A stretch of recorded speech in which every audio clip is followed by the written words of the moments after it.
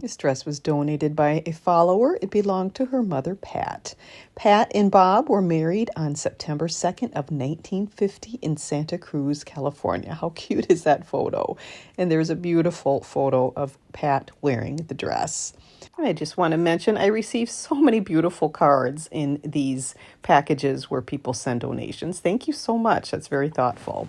So the dress is made out of cotton organdy, and I guess it was imported cotton organdy. It's embroidered, and you can see that it is definitely oxidized from time. I had to open up that side seam to be able to get it on the mannequin because of the short side zipper.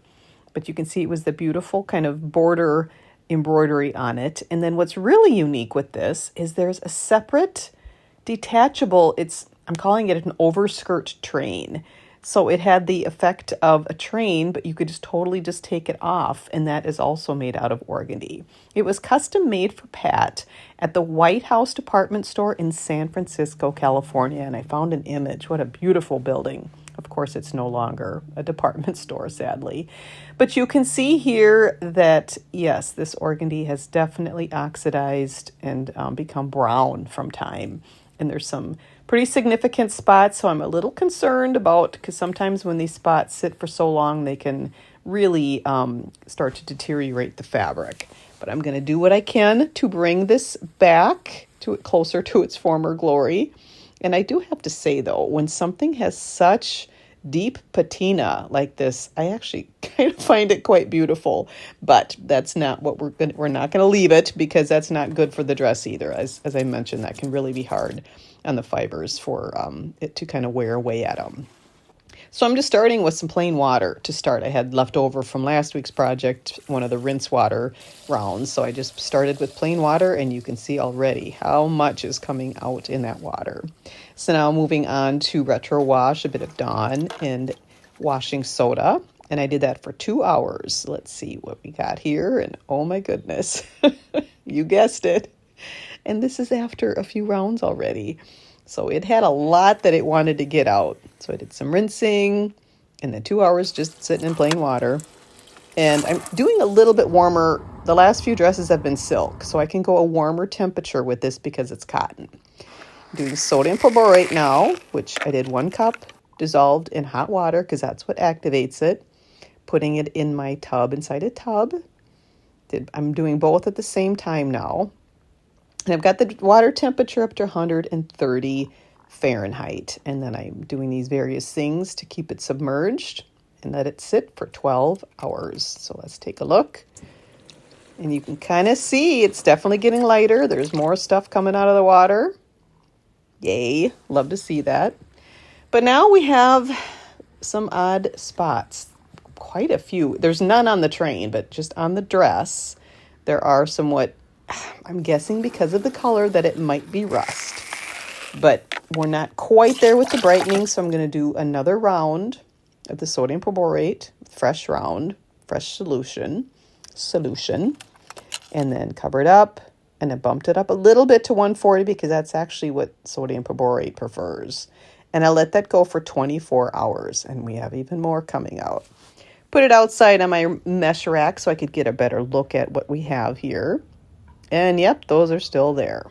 So I am giving it a rinse, and then I'm going to proceed as if it is rust. So I'm starting with this Wink product, and you just spray it on there, and I do this outside if I can, wear gloves. It seems to be working.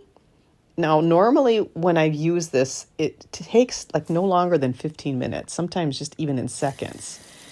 But while that's taking longer to work on, I'm going to go back inside and go onto finishing that overskirt.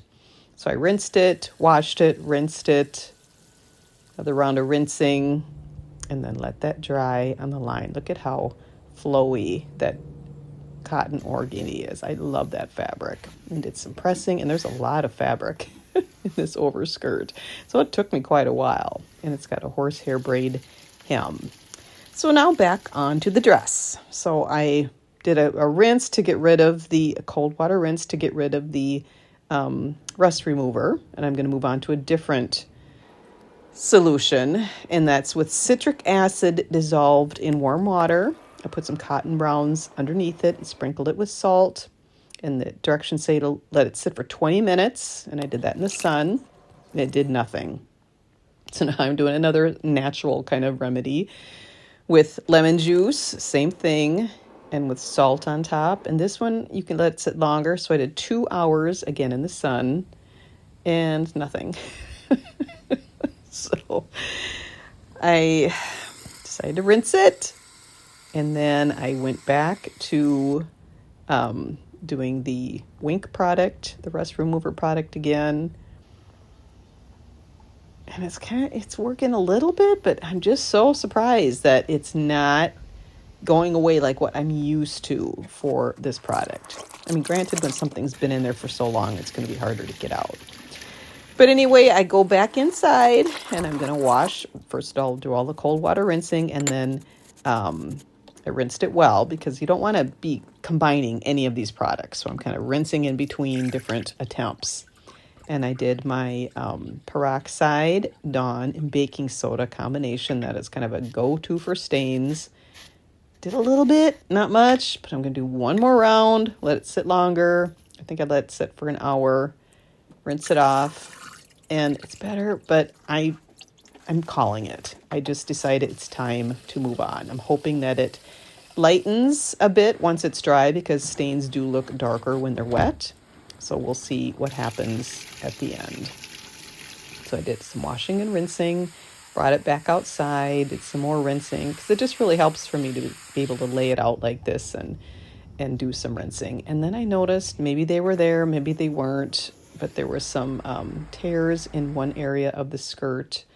And here's how those spots ended up. So they did improve, but they're not gone.